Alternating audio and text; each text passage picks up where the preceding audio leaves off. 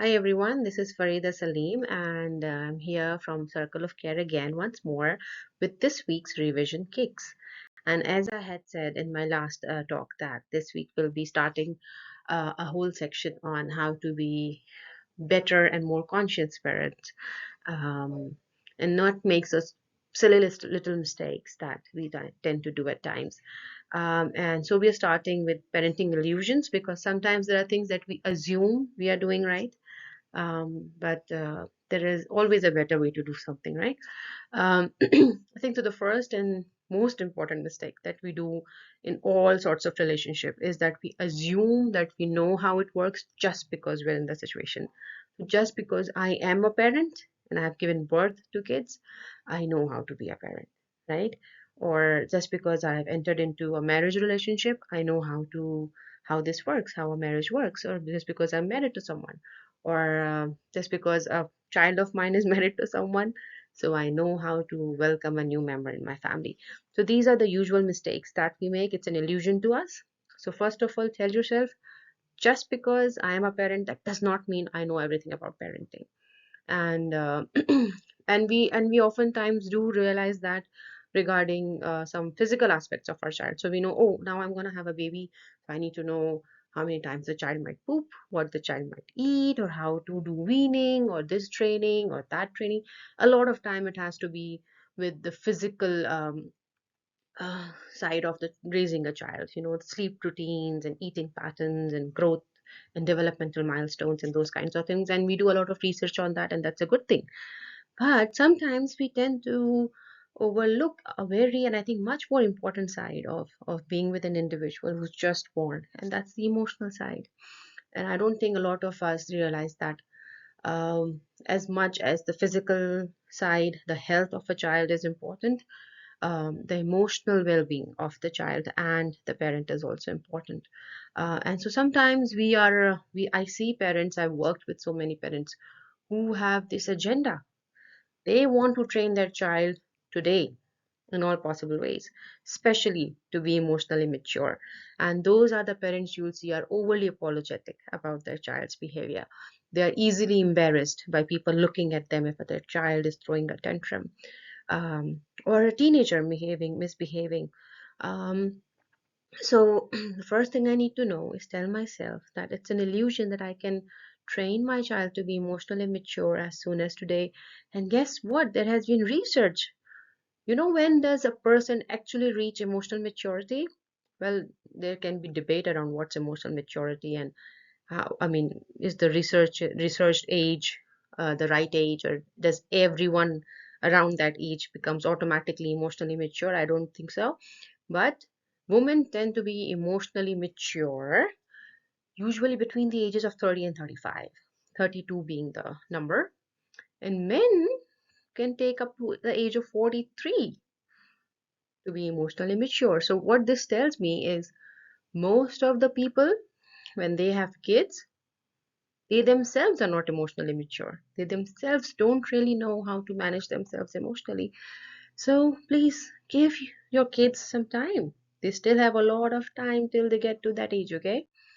So how do I raise my child to be an emotionally confident child? And I've used this word confident with a lot of thought, because this word emotionally intelligent and emotionally mature, there are other levels. We're talking about a child right now, and the one thing I want my child to know for sure from what I say and what I do around my child is they need to be confident to show that they're still learning about their emotions and they're still learning how to manage them, right? So how do you give that confidence to your children that it's okay to be an emotional being? It's okay sometimes not to know to control your emotions, as long as we are working towards it. And it's fine. We are all emotional beings, right? At some level, I hope. So what are the first things that I do to make sure that I create that environment where my child feels protected? And remember, your child needs physical protection, your child needs mental protection, your child needs emotional and spiritual protection. Trust me, you are the adult. You might want to be their friend, but you are a parent, you're not their friend. The first thing you need to do is to protect them, right? You need to be the adult around in that environment. And one of the protections is emotional protection, right? And I'm telling you from experience of all these years that I have, especially kids who are diagnosed with things or who are differently abled. My God, they are the ones, along with the other ones who are just being kids, who actually go through a lot of emotional abuse and neglect from their family. And that's all unconscious, mind it. But it happens, and that affects a lot of other domains of their lives. So, what is the first thing I do? And I'm talking about not only young kids, like babies and toddlers and very young kids, but even grown ups. That the first thing you want them to do is to experience an emotion, right? What we tend to do is we want to stop that experience because it kind of tells us, oh, it's not a behavior I will tolerate. I want to give that message to my child. This will not be tolerated. Or it's in a public gathering, or there are people in the house and I am embarrassed because of what my child is doing. Well, that's your problem because you have not reached your emotional maturity, right? Don't put that baggage on the child. It's like you're going on a roller coaster, right? And right when you're on the top, you know how the roller coaster goes on the top, and right there when they stop you for a second, and all of us are just, out of our breaths. We don't know, we are so scared, but we're also thrilled to go down. We're anxious. There's so many emotions going on. And if someone told you at that time, don't be scared, it's gonna be fine. We all know it's gonna be fine. But trust me, no one, I don't know anyone who has not been scared at that moment, right before the fall. Just like that, your kids are going through a lot of emotional roller coasters. Don't try to go and control them in the middle of it and say, jerk them and say, stop it. Don't do it. It won't happen. You are just not helping. Rather, you are damaging that emotional right now. So the first thing you want to do, and whatever emotion they are experiencing at the moment, let them experience it first and foremost. Whether they're being happy, I've heard parents tell their kids, don't laugh too loudly. I mean, that's the last thing I would want to tell a child. Don't enjoy or don't be happy, right? So let them, whatever emotion it is. Are they happy? They're angry, they're anxious, they're surprised, they're scared. They'll have to experience the emotion first before they can do anything else with it, right? And once they're going through the emotion, I think the best thing we can do, if we really think that it's going to affect them in any physical or emotional way, that we have to kind of stop it, or the first thing that we do as an intervention is to help them experience it safely.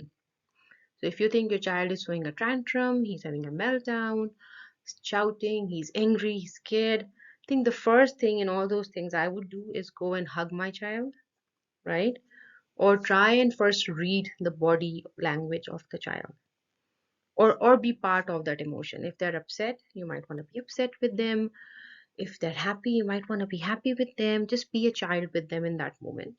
um, Help them first understand what's going on, let the emotions severity get done with, then try to manage.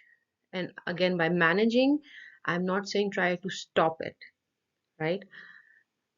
And by stopping, I so what happens a lot of times, parents do come and tell me, so should I let my child do whatever they want to do? No, not at all. But a lot of time what's happening is there is a trigger in the environment. That's not triggering the child only, that's triggering you also, right? So for example, if you are sitting in a gathering where there are two or three more individuals than your usual family setting, and that's that's the trigger, not only for your child at times for behaving differently, but also for you to responding to how you usually respond to your child, because you don't want to look like a bad mother or father who does not know how to manage their kids, right? So um, that is the trigger. So a lot of times what you want to do is either you desensitize yourself from the trigger. You say, I don't care who's here, I'm just going to behave the way I'm going to behave with my child, give them the comfort they need, and then deal with the problem. Or you remove yourself from the trigger. So you and your child both can go into another room, excuse yourself, sort it out, calm down, then come back. There's no harm in that. There's no shame in that as well. All right. Also, when it comes to the same question, so do I do nothing when my child is doing wrong? Well, pick your battles wisely is what I tell the parents all the time. For example, if you were driving on the road and there was a student driver in front of you, right? And or there's another car in front of you that's a student driver and you are the adult driver, and that this person is going on, and say your strategy is that you drive and I'm driving behind you, and whenever you do something wrong, I'm gonna let you know. All right. Now imagine if you are behind this driver, and every time this new driver kind of sways away in their own lane, and but you can see that they can still navigate, or they can come back, they have enough chance, there isn't enough traffic, there's nothing life threatening, and you decide to just follow them and let them come back, right? And then once or twice when you think they really need them, they're really going off course and it can be dangerous, then you kind of give them a dipper with your lights. But it's only when you think, oh my God, an accident it's gonna happen if I don't do something right now, that's when you honk your horn and signal to them to stop the car or do whatever, right? Whatever your strategy is. But imagine, and that's how this driver will gain confidence, and they will know that I can observe on my own what's happening, and there is enough time for me to respond and get back, right? If, on the other hand, your strategy is at the moment they even sway a little bit here and there, you honk, my God, that's gonna confuse the driver, and that might cause an accident rather than an actual scenario, right? So every time you're responding to your child, you need to decide how, first of all, do you really need to intervene, or can that situation be resolved on its own? And if you need to, at what level? Does it just have to be by speeding up, going close to the car, just, flicking your lights a little bit to signal that maybe they need to be attentive, or you really need to honk? So you need to decide that. All right. Second thing, let the child be a child. Please. Kids are kids. They are not robots that we are trying to program, right? Let them be. Let them enjoy life. And you know what? Hop in there and please enjoy with them. So let sometimes I think as adults we just forget how to enjoy life, and there are lots of things that I have learned from my kids while I was enjoying life with them, that I would not have learned otherwise. So just let the kids be kids. Let them shout and yell and move and jump and I don't know whatever they are doing. Unless it's a matter of life and death, let them be kids, right? And we can always talk to them about it. We can and reflect with them. I don't know why we don't reflect with them, why we don't tell stories to our kids anymore. I've seen people read bedtime stories. I have not seen people tell stories. So as a parent, I think the best thing you can do is be a big encyclopedia of stories. Either you make your own or you read them and memorize them. It's up to you, whatever level of creativity you are on. But tell stories to your kids. Look at them in the eye. Use your imaginative powers, use your nice facial expressions and tone and voice, and talk to your children through stories. Tell them stories. Answer their questions with examples or, small fables. And that's gonna really let you be talking to your child rather than talking at your child. Think about it.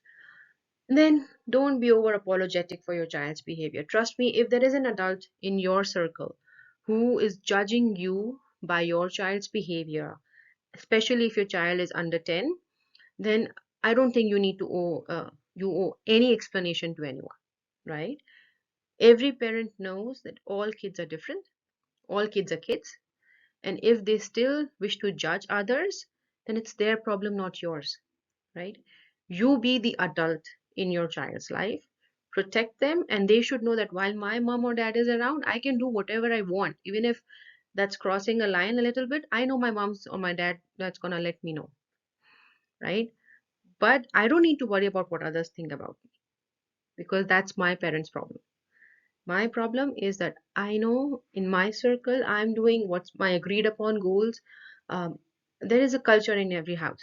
I'm in that culture. I'm happy. I'm safe. That's the only thing your child should know very clearly from your language, from your behavior with them.